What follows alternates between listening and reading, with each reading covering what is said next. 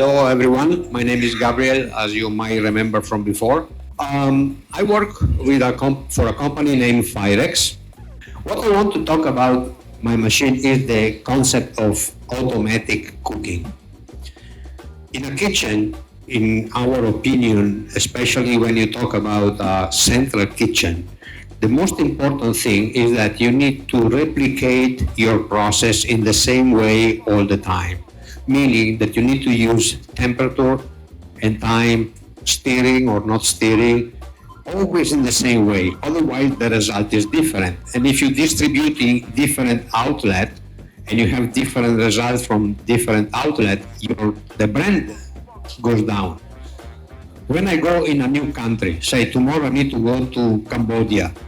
If I want to eat something that, I might be not safe with the food street or so on, I will go to McDonald's because no matter where I go, I find always the same taste. All right? In your reality, in your job, that is something you should target. Wherever you do something, you should always have the same result. That's why automatic cooking come in.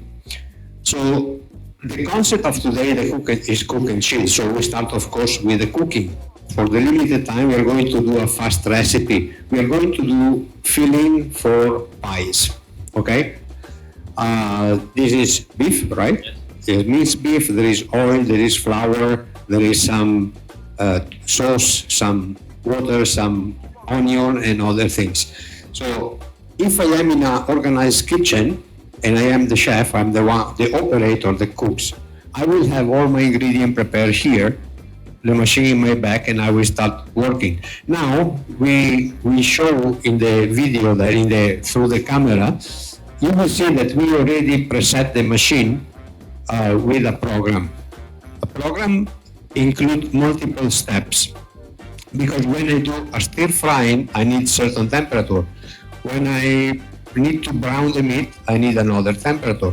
When I put the liquid, I need another temperature, and maybe I need a different way of the mixer to go. All right? So we will see that our program, we need to record it. It will give us the instruction about what to do. Okay? So the operator can just take the thing and follow what the machine is telling him. That's guarantee you that on the kitchen, that process is going to take that time, that power, that manpower, right? So you can control the cost. If you control the cost, you own your business, all right? Maybe it cannot apply for everything you do, but if you can apply that to 80% of your production, and I can tell you that food cost average is around 30 to 35% around the kitchen. I have experience with people that brought it down to 22%.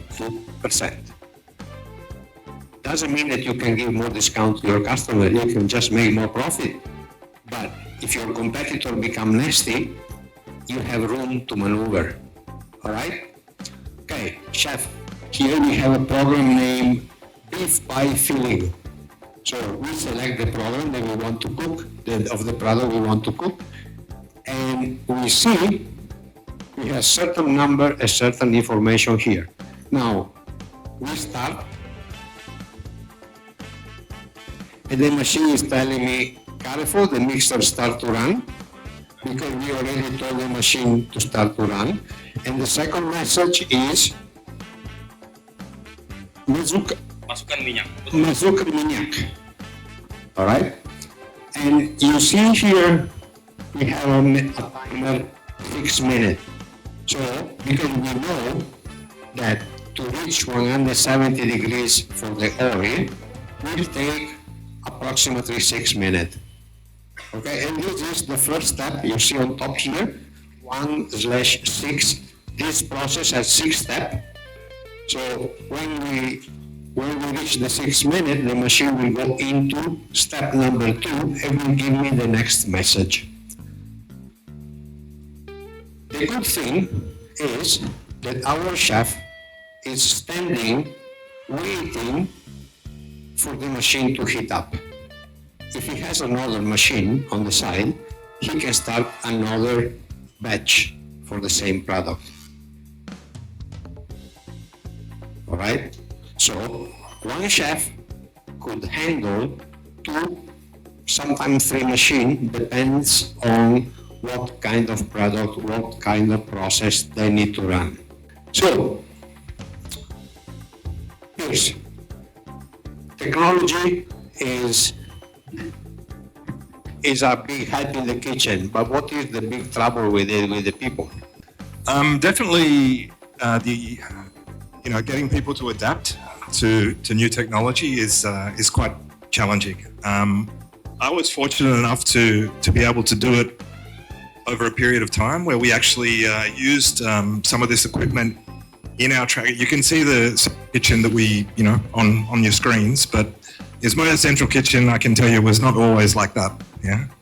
So it was a big challenge to get people to, to move over to the new technology. And I think it took at least 3 years for me. So how would I... Okay, let me translate that in a maybe easier way to understand.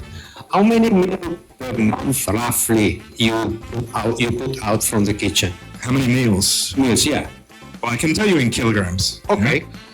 So about 200,000. 200,000 kilograms of food per month. Yep. How many employees are in the kitchen?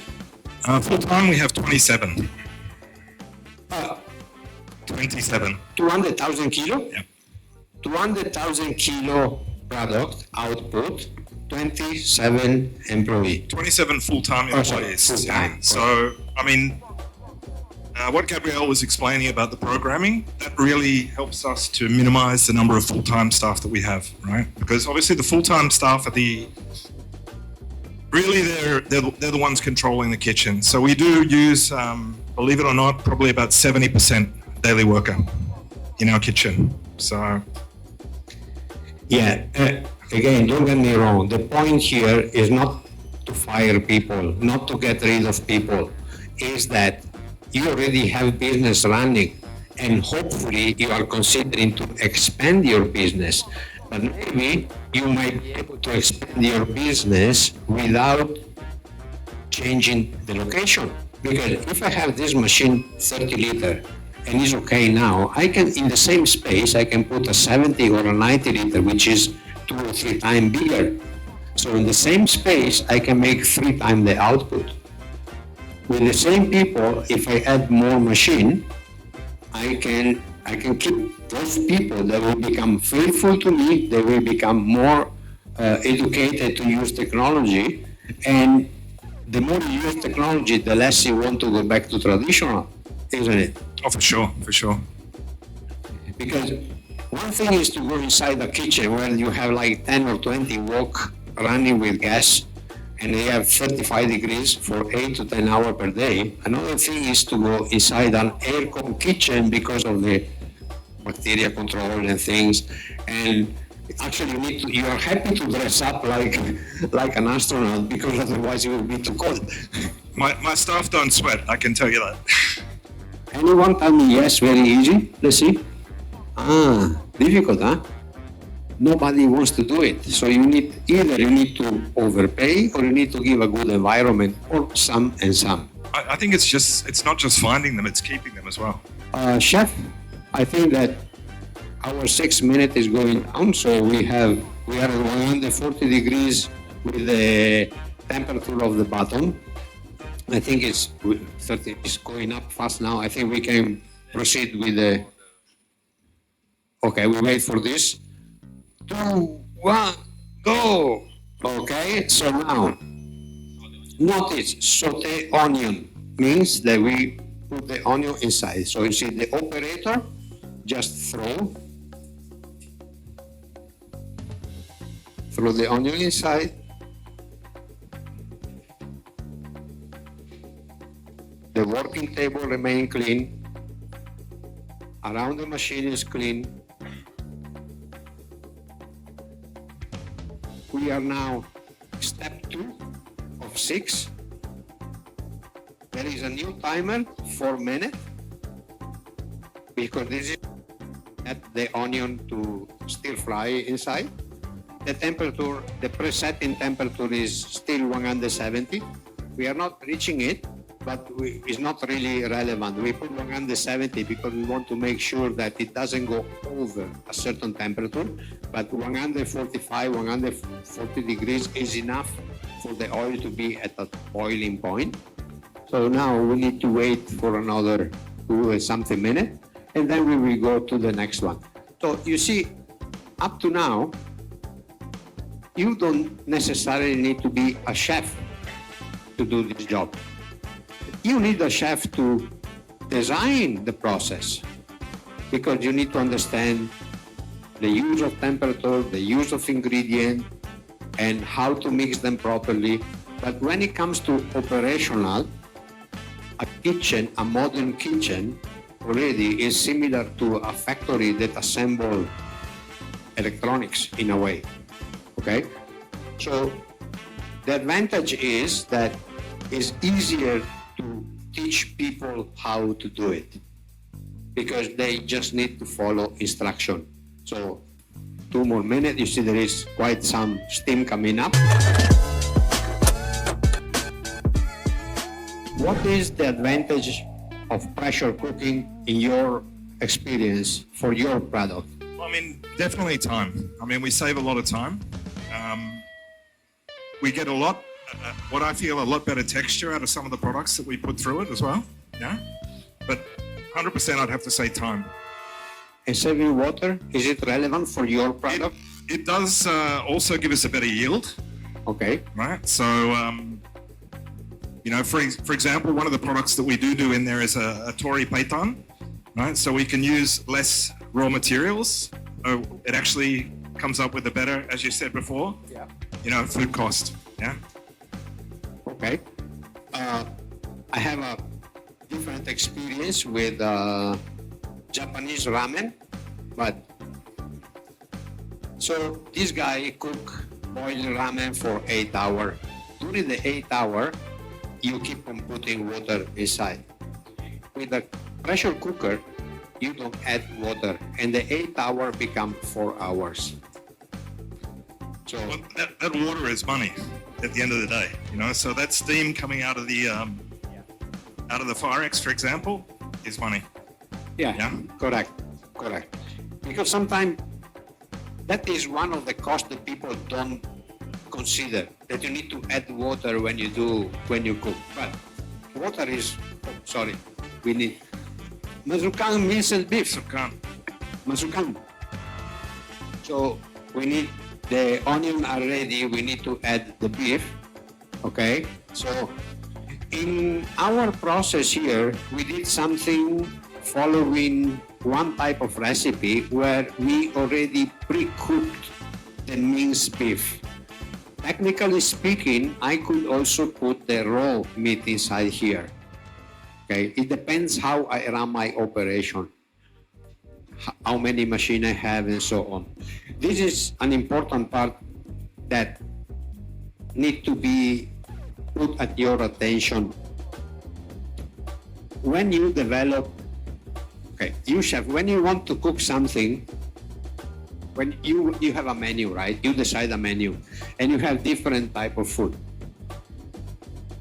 I'm not a chef. I'm not a kitchen worker. I have a technical background. I'm reasonably good in logistics to see how things move around. So, but I expect that one of the most difficult thing is to break down your single menu into ingredient, pre-cooked ingredient, different stage of process. So in order to optimize the use of the machine to make it. Example like this. Here we use pre-cooked meat, but we could use raw meat. So that is a choice that you do when you... I think actually the biggest challenge is to actually convert a recipe into production. Yeah. So I mean, most of the recipes that get developed within his, right? They start off with a development chef at maybe an outlet level. So they're using, you know, very small, traditional sort of equipment. So the biggest challenge is to actually move that into bulk production. Yeah, because you can't just multiply recipes. You know, so and also the variance at an outlet level compared to central production, right? We have a much, you know, tighter variance. Yeah. So I mean that would be the biggest challenge, I would say. Sorry. We put the meat, sorry to recall it, but now mazukanan tepung. So we need to put flour. Anyway, we are adding flour now for 2 minutes, and if you can see from the screen, the setting temperature now is down to 130 degrees. Because if I keep 170 and the machine keep on heating up, I might risk to get too dry product or to a bit overcook the meat. After this 2 minutes, which is already 1 minute left, we are going to add the liquid part of the pie filling. They call it pie filling sauce. In the end, it's very similar to the bolognese process.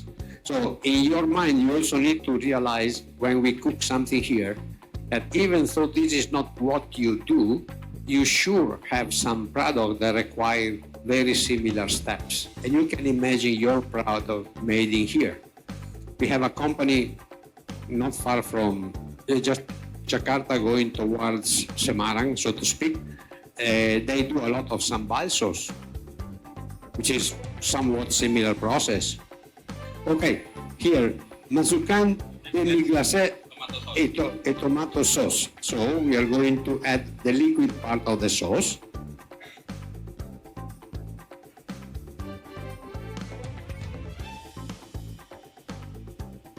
All right. That's one, that's tomato. Okay.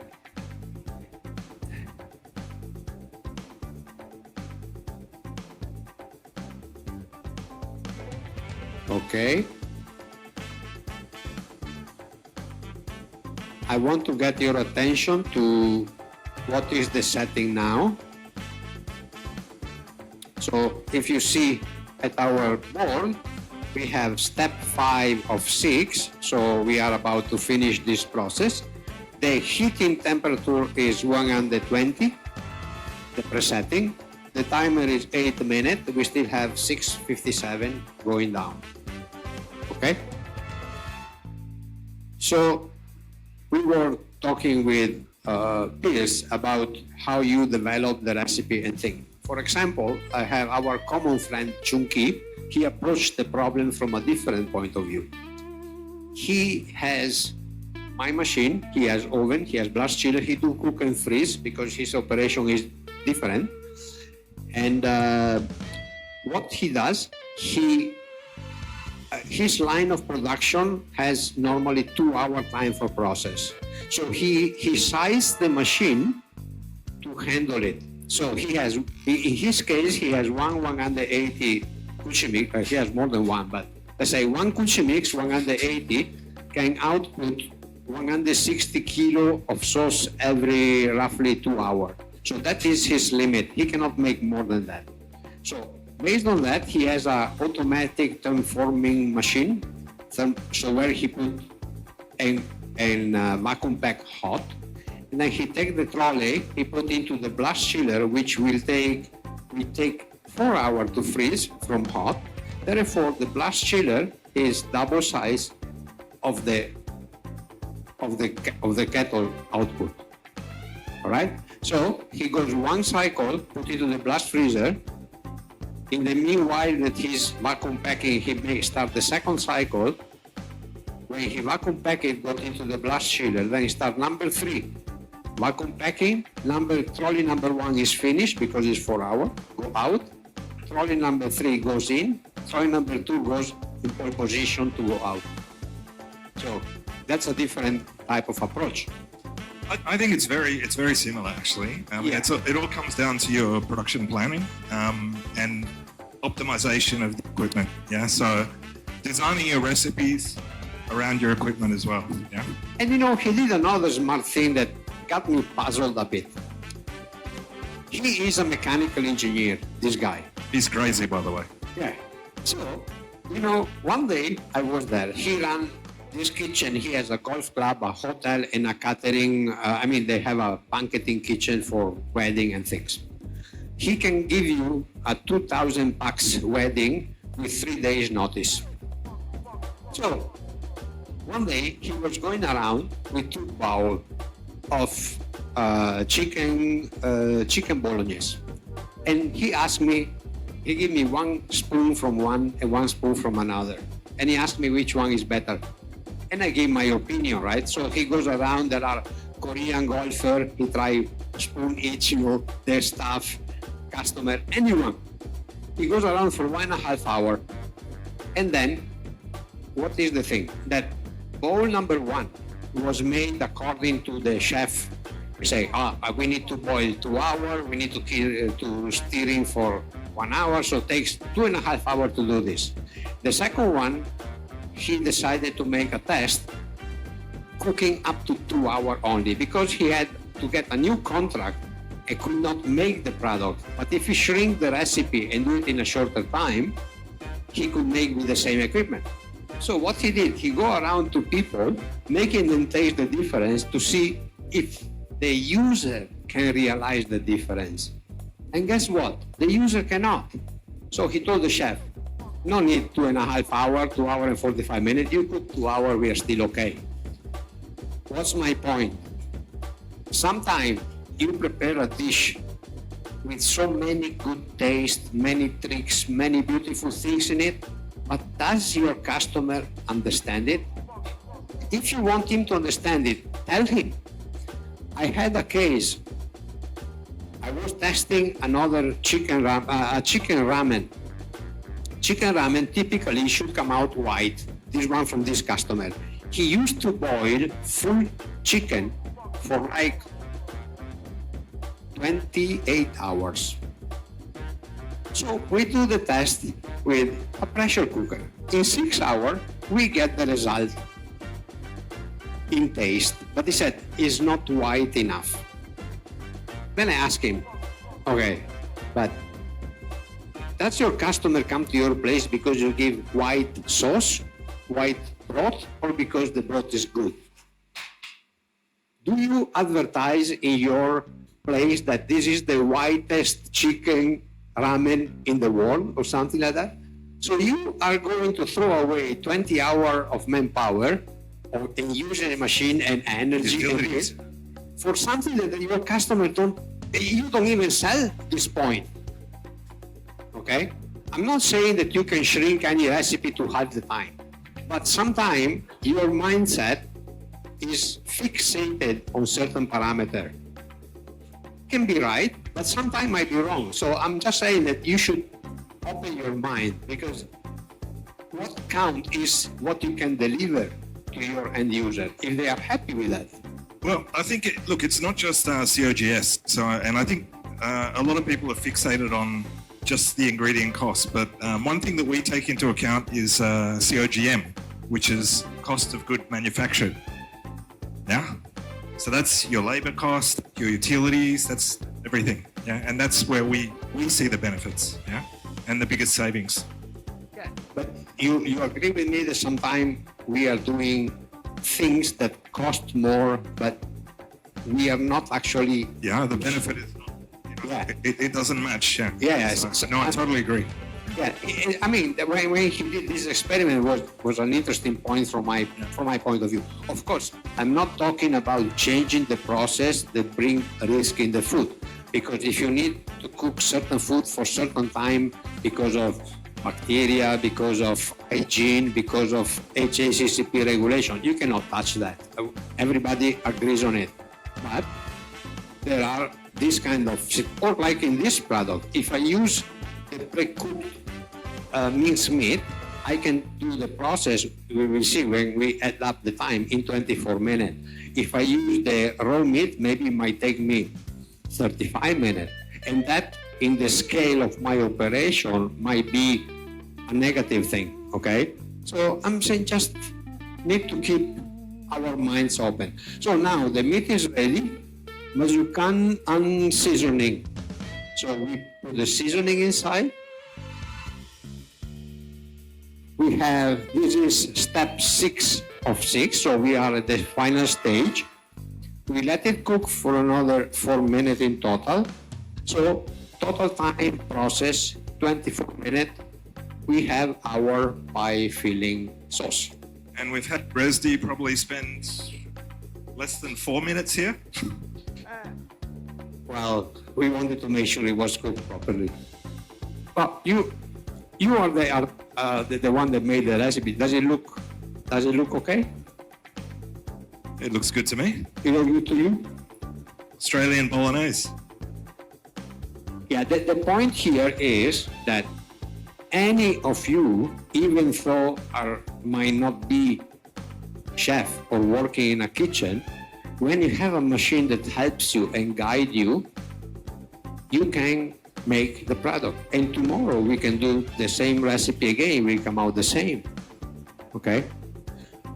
Of course, there is one job that you need to improve, develop, or make, R&D.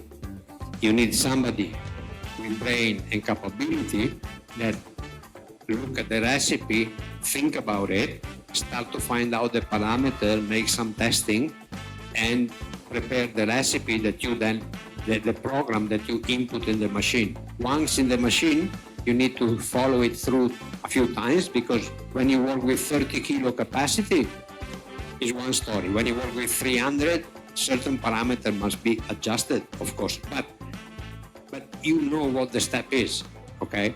And you can get you can get the result you want. It's not, if something is not satisfactory, you can work on the food temperature control, heating temperature control, mixer speed control. All right, so you have parameters that you can adjust. I don't know what to adjust, but if you are a chef and it's boiling a bit too much, probably the temperature is too high. All right, or if you are simmering for 2 hours and it overcooks, probably you need to simmer for less time. Okay, as a chef, the one that made the R&D, he understands the food with taste, thermometer, acidity measurement. I don't know, the thing that you look like this. Yeah, refractometer. Yeah. Well, in the industry, they never try the food. They always look through this glass to see if it is cooked or not, or I don't know what they look actually. It's not my job, honestly. Okay, so that is the point. So now our food is ready. Chef, do you want to take it out?